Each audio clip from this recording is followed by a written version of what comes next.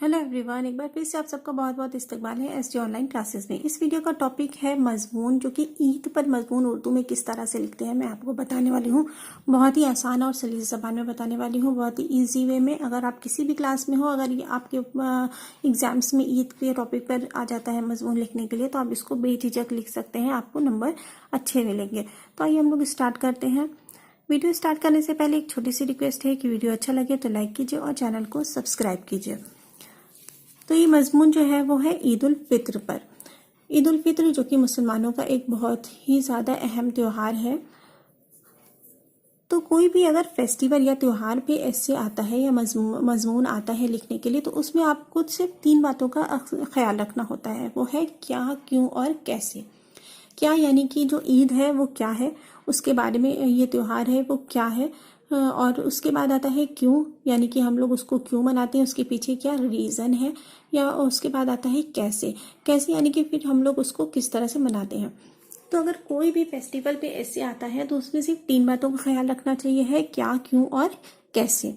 कि वो जो त्यौहार है वो आखिर क्या है, दूसरा वो क्यों मनाया जाता है, और तीसरा वो कैसे मनाया जाता है। तो आइए हम लोग देखते हैं। सबसे पहले क्या। तो ईद का त्यौहार क्या है। हिंदुस्तान एक बहुत वसी मुल्क है। वसी यानी कि बहुत बड़ा मुल्क है। यहाँ मुख्तलिफ मज़ाहिब के मानने वाले लोग रहते हैं। मुख्तलिफ मज़ाहिब यानी कि अलग अलग धर्मों के मानने वाले लोग रहते हैं। सभी मज़ाहिब मज़हब की जमा होती है। मज़ाहिब यानी कि मज़हब यानी कि धर्म।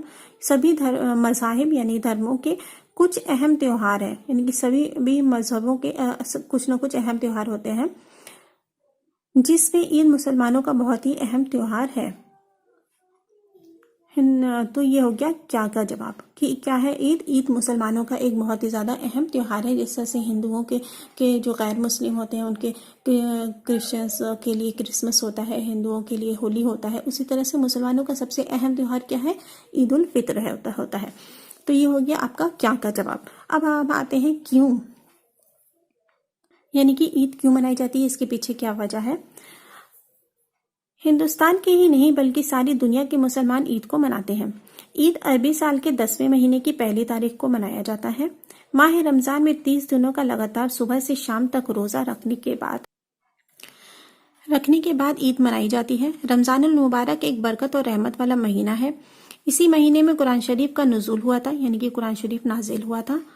इसी महीने में लोग कुरान की तिलावत, रात में तरावी और की नमाज और तहज्जुद अदा करते हैं।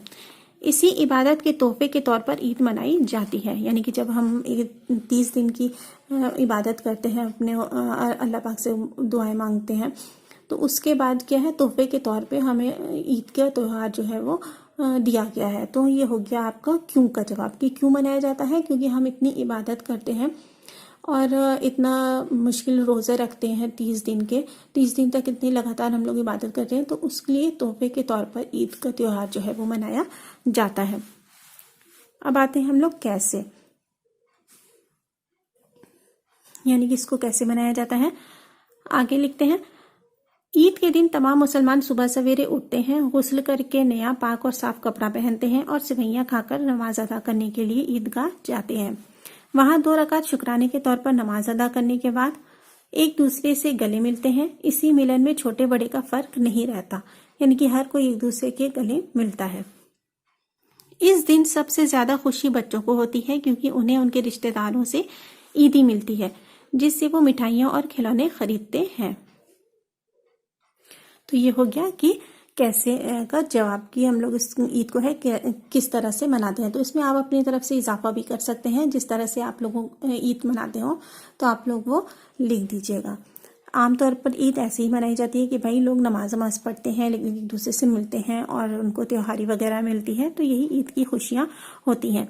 आगे, ईद का त्यौहार हमें भाईचारा, खुदा परस्ती यानी कि इबादत, इज्तिमाई इबादत यानी कि जो हम लोग तरावी और नमाज पढ़ते हैं इकट्ठे होकर के, और मोहब्बत का सबक जो है वो देता है। तो ये था ईद पर मजमून। आई होप अब इसमें आपको किसी तरह की कोई कंफ्यूजन नहीं हो। किसी भी त्यौहार पे कभी भी कोई भी ऐसे लिखना आए तो इन 3 बातों का ध्यान रखिए कि वो जो है जो भी त्यौहार पूछा जा रहा है वो क्या है और वो क्यों मनाया जाता है, उसके पीछे क्या कहानी है, या फिर उसके किस तरह से हम लोग मनाते हैं। تو یہ ہو گیا عید الفطر پر مضمون. آپ کسی بھی کلاس میں ہو، جونیئر میں، سینئر سیکنڈری میں یا ہائر سیکنڈری میں، آپ کے اگر آتا ہے یہ ٹاپک پہ مضمون لکھنے کے لیے تو آپ اس کو لکھ سکتے ہیں. اگر آپ کو ویڈیو اچھا لگا ہو تو لائک کیجیے اور چینل کو سبسکرائب کیجیے.